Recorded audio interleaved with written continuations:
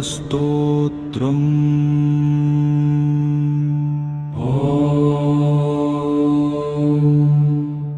ध्यानम्। ॐ क्षीराब्धिमध्यनिलयम् मन्दराचलधारिणम् पीताम्बरधरम् शान्तं कूर्मरूपं विचिन्तयेत्। निश्चलाय जगद्धात्रे स्थैर्यधर्मप्रदायिने अधोमुखं महावीर्यं विष्णुं कूर्मं नमाम्यहम्। हरियोग। ॐ अस्य श्रीकूर्मावतारस्तोत्रस्य लेखञ्जनऋषिः अनुष्टुप्-छन्दः। श्रीकूर्मावतारो देवता बीजम्। नमो नारायणाय शक्तिः। स्थैर्यधर्मजीवन सन्तुलन सिद्ध्यर्थे पाठे विनियोगः हृदयादिन्यासः। ॐ कूर्माय नमः। हृदयाय नमः।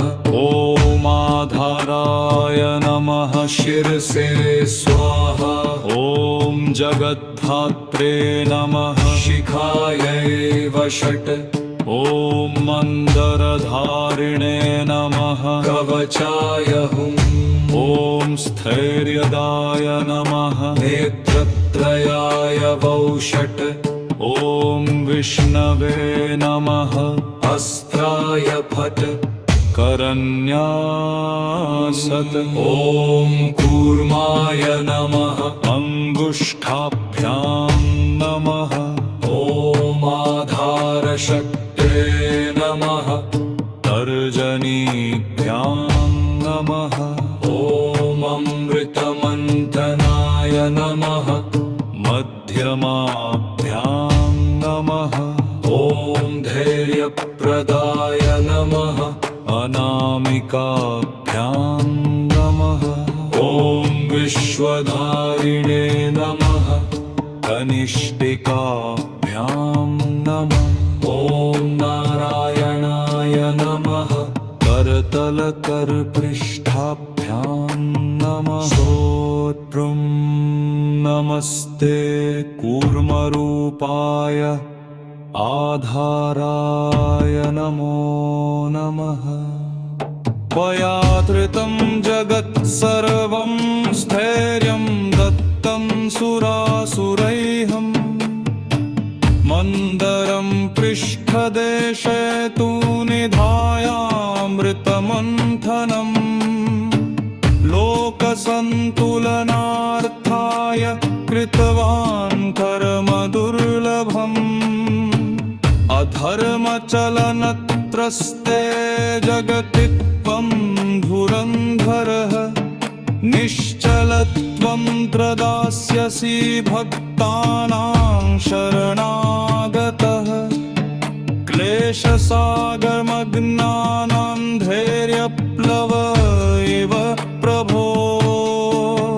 भवमेव तरन्त्याशु स्मरणात् कूर्मरूपिणः।